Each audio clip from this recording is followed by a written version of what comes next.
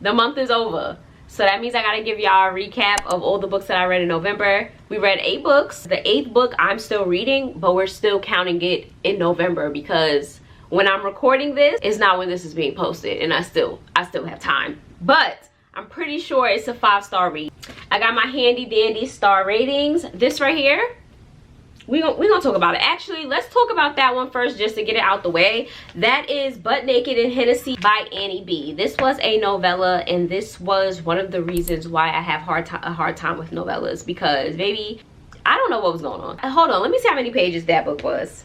Honestly, I probably removed it from my Kindle library, but it was a novella, so it was short. It was definitely less than 100 pages. I really want to say that it was like 60 something. I don't know, but it was a mess. It just was no rhythm or rhyme. This rich teenager was forced to get a job because her mother wanted her to know what she had to go through when she was growing up. Shorty decides that she's gonna be a stripper, which is just like, why would that be your choice of jobs? I don't know. But then the owner of the stripper has a bad relationship with her mother because of something stupid that happened when they were children. He realizes that that was his daughter, that's her daughter, and decides to take it out on her. Now, the way that I explain that doesn't sound too bad, but I just think it was executed so poorly. Like, there was just so many missing pieces. It was just not a good time. I couldn't even rate it. I gave it like a little, yeah, I gave it that little face right there. That's exactly how I felt after I was done reading it. Good thing it was short. I should have just DNF'd it. But I don't know, it was still messy, and I was trying to see where it was going, but then it was just like, whatever. But anywho, moving on. Next, we got Power by Bella J, and y'all, this was a time. I gave this 4 stars. This is an Aladdin retelling, and one thing that y'all should know about me is that I'm going to eat up a good retelling, especially when it has to do with like Disney movies. I love it. I'm gonna eat it up every time, and this was perfect. This was an urban fiction retelling of Aladdin. So we have Amari, who represents Aladdin. He's a thief doing bad. Him and his brother are literally getting ready to be put out of their apartment. Then we have Jolie, who represents Jasmine. She is the Sultan's daughter. She's like 20 something, but her dad has her on a very short leash. He is super overprotective. She cannot do anything, so she always be sneaking out. Then we have Dream, who represents Jafar. Now Dream works underneath the Sultan, but he also has like his own little organization known as the Musicians. They are a group of thieves. Dream has an ulterior motive because he wants to become Sultan once the Sultan steps down, but of course Jolie is the daughter, so once the Sultan steps down, she's supposed to take his place, and Dream is not going for it. He is going to do everything in his power to make that not happen. And when I tell you this was a messy ass ride, I had so much fun reading this book. I had so much fun. I loved all of the Aladdin references because, like I said, it is in the hood, and also what I really liked is that she really gave us a whole new world. Y'all get it? A whole new world. This didn't take place in New York. This didn't take place in Atlanta or any of those things. She created a whole new place to put these people, but they still was like in the hood. It still had that urban feel. You could see like little gems that was dropped in it that were from Aladdin. We have the romance between Amari and Jolie. Of course, he ends up meeting her at a party. I told y'all she'd be sneaking out. He ends up meeting her at a party and basically saves the day because some BS was about to go down, and he steps in, and that's how they meet. He doesn't know who she is at first, but once he finds out who she is, the story just takes off from there, and had a great time, y'all. Next is Delicious Monsters by Leslie Sambury. I actually have a reading vlog where we read this together, so if you watched that video, you know that I rated this 4.5 stars, and if you didn't watch that video, you need to go watch that. After you finish this one though, finish this, and then you could go watch that and really get like the in-depth and the reactions and everything like that. We had so much fun reading this. This is like a horror thriller. We follow Daisy, who could see dead people. Her and her mother ends up inheriting this house, and when they get to this house, let's just say all hell breaks loose from there, okay? This has dual timelines because Daisy is 10 years in the past. We're also following Brittany, who is 10 years in the future. Her and her best friend have this YouTube channel where they go to like haunted houses and uncover truths about certain stories, and right now they are investigating the house that Daisy and her mother had inherited 10 years before. So I love the dual timelines. I loved how everything eventually connected together. You're reading this thinking one thing, and then it just takes a complete turn towards the end, and you're like, wow, like That was very, very good. This book screams forgotten black girls. That is a major theme in this book, and we see why once we get to the ending. But I had a good time reading it. Like I said, if you haven't watched this reading vlog, you need to watch it, okay? Make sure you go watch it after this video. Next, we have The Orphanage by the Lake by Daniel G. Miller. I talked about this book in one of my prior videos as well. I gave this book 3 stars. 3 stars for me means I just finished it. It means I thought about DNF in this book a few times, but something was compelling me to keep going. And when I kept going, I wasn't that happy about it. So to make myself feel like I didn't waste my time, I give it 3 stars. I know that's weird, but hey, this is my show over here. Anywho, this is a thriller. It is about a private investigator who gets this case to go uncover what happened to this girl named Mia that went missing from this orphanage. Honestly, when you look at this cover, it gives eerie. It gives like it's gonna be suspenseful, have me on the edge of my seat, and it just didn't do that for me. It didn't read that way. It kind of read like a rom-com. I know that sounds so weird because there's no comedy for real. There's no romance. Well, there is romance in it, but it's not anything like, I don't know. It just felt not thrilling, not suspenseful. The best part of it was probably like the last 50 pages for me. And this book is 300 and something pages. So it was just kind of like lackluster, and I was underwhelmed. Didn't really like the main character that much. She was so annoying and kind of stupid to me. But moving along. Okay, next we got Dating Jessica Brown by T. Ashely, and this was so cute. I gave this 4 stars.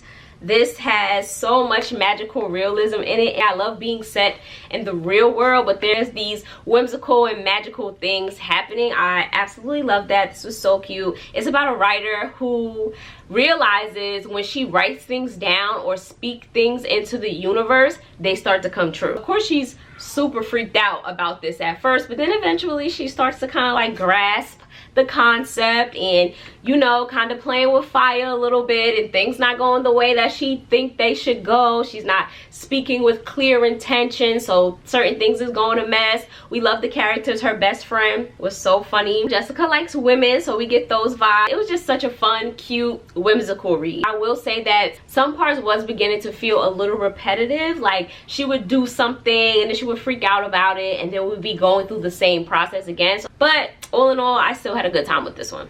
Next, we read One Night Only by S.M. Love. Again, another banger, okay? I gave this 5 stars. This is a novella. It's only like 60 something pages, and I think this is the definition of a perfect novella for me. Like I said in the beginning, I be struggling with novellas because I always feel like they're either missing something, there's too much happening in this short amount of time, but this one was so perfect. It's about this girl named Tasia who is trying to get this money by the mall. Her best friend's like, yo, you should go down to this club. You could dance for one night so you can make rent, be able to pay your light bill. Like, just one night, just go in there. Of course, Tasia's like, ugh, I don't know, like that's really not my speed. When Tasia goes in this club, y'all, she turns this shit out. When I tell you this was a lit, fun night, and it takes place in one day. I think that's what made it so perfect, because it was 62 pages, and all of the events that took place was one day. So it wasn't a whole bunch of characters that we had to like find out about, or backstory, or things not connecting, because it just was this one day, this one event right here. It was perfect, where it felt like you was reading a scene out of something that maybe could have been a book, but you didn't feel like you was missing anything. And I loved that it ended where I felt satisfied, because it was like, yo, we just had a bomb ass night. Like, I'm ready to go home, kick my shoes off, baby, and sleep tomorrow away. But I also could see how Tasia could get a full novel with the opportunities that she was presented at the end of this novella. My light is dying, y'all, so if it gets dark again, I do apologize, but we just gonna keep the cameras rolling, all right? I forgot what I was saying. Oh yes, I was saying I can see how Tasia could get a full novel from everything that took place in this night. It was fun, it was lit, it was just a great time at the strip club. So if you like strippers, you would definitely enjoy this novella. It's like 64 pages or something like that. 5 stars. Okay, next we got True to the Game by Terri Woods. I gave this, what did I give this? I gave this 4 stars, right? This book made me realize, well, it reminded me, because I feel like I always think about it when I pick up older urban fictions, which I love. I love older urban fictions. I love urban fiction. I'm always going to be a diehard for urban fiction books. However, I do realize that a lot of these urban fiction books involve young characters. Like our main character Gina is 18, 19 in this book, and it's just like they just be making the stupidest decisions. As a 30-something-year-old woman, you just be reading it like, girl, what the hell is wrong with you? And they be babies. Even the main characters, they be older, they be like in their 20s, but it's like they're still babies. But I can't complain too much. I know what I'm getting into when I pick up these books. Something in me, I think it's probably nostalgia. You know, it still be gravitating toward this. But when you're older and you have a different mindset, you look at these in a different lens. Also, something about that in urban fictions, these stories be fiction, but they be real life things. Like stories like this really was happening, probably still is happening. This is like the late 80s, early 90s, so you know the things that was taking place back then, especially in our communities. And it's just like these are real life stories, and they always do have a message at the end, especially when you get through these stories and you just like, you see all of the loss and all of the trauma, and just like this ain't the right path. This still was a good time. Gave it 4 stars. We're following Gina, who ends up meeting Quadir. He's like the big bad baller of the city. He got all the money. Out here big dog, but he got his mind, got his head on straight for the most part in the field that he's in. He low-key, he makes smart moves. He really just trying to do this so he could get out the game. He even had dreams of becoming a dentist, you know what I mean? So yeah, we're just following their love story. We're following all of the little grimy, sleazy things that be happening in the hood, all the chicken heads that be around town claiming to be your friend, but they really not your friend. I'm not gonna front, I almost dropped some tears in this one because baby, child, baby, oh, my heart, seriously. Like, and just the scene, that whole setup and how shorty was acting and everything, like very, very tragic, but it was good. Okay, last but not least, this is the book that I'm still reading. This is A Rage of Dragons by Evan Winters. This is a fantasy. Baby, this is so good. This is so good.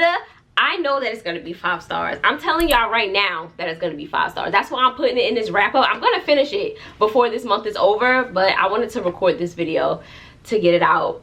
You know, I'm doing Bookmas and all of those things, so you know, you gotta move smarter. You gotta move smarter. We're following Tao, who wants revenge against the people who unalived his father, and that's where we at, okay? He's being trained right now so he can become one of like these big top fighters in this universe, and he could challenge the noble people who unalived his dad without him being like charged for unaliving them. And it's so good. It's so good. It's action-packed. The battle scenes, bro, to be an author and to write battle scenes, you know how talented you have to be able to describe what's happening on paper. Because you know, when you're watching a show or you're watching a movie, like you could see those scenes, you could see the blood and like all the sword fighting and the moves. So to be able to capture that in words and literature and put it on paper, and then I'm able to read it and comprehend it and like create that scene in my mind with my imagination, that's one of the reasons why I love reading so much, because that's so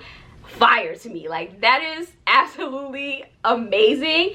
And Evan, he did a great job with this book. This is a series, the first book in the series. I will be getting the rest of the books. I don't think the 3rd book is out yet. How y'all feel about that? Do y'all care reading series before they're done? Because personally, I really don't think that I care that much, but that's only because I don't be reading my series back to back anyway, baby. I have series that I'm in between right now that I started last year. And I only read book 1. And it's not because it's bad and I'm not like, or like I'm not gonna finish the series, because I am. But I just like breaking my series up. I need different things. So I'll maybe read 1 or 2. But then after that, that series might not see me till next year, baby. You know what I mean? But 5 stars. I'm claiming it right here, right now. I feel it in my bones. You know what you could just tell? I could just tell I'm having a great time with this. It will not be the last time y'all see me talking about this book, because it's great. Yeah, y'all, that is the recap for November. 8 books down. We had a great time. I think we only had one book that was, well, we had 2 books that was, what the fuck is this? But it's all good. It happens. It happens to the best of us. You know, we're readers. Everything's not gonna be our cup of tea, and that's absolutely okay. But you know, like I always say, if you made it this far in the video and you are not yet subscribed, what are you doing? What are you doing? Go hit that subscribe button, because clearly you like the book vibes around here. And to my subscribers that are already subscribed and you came back to hang out with me again, I genuinely appreciate you so much. Make sure you guys like and comment. You know I'll chat it up with y'all in that comment section. Thank you again, and I'll see y'all in my next video.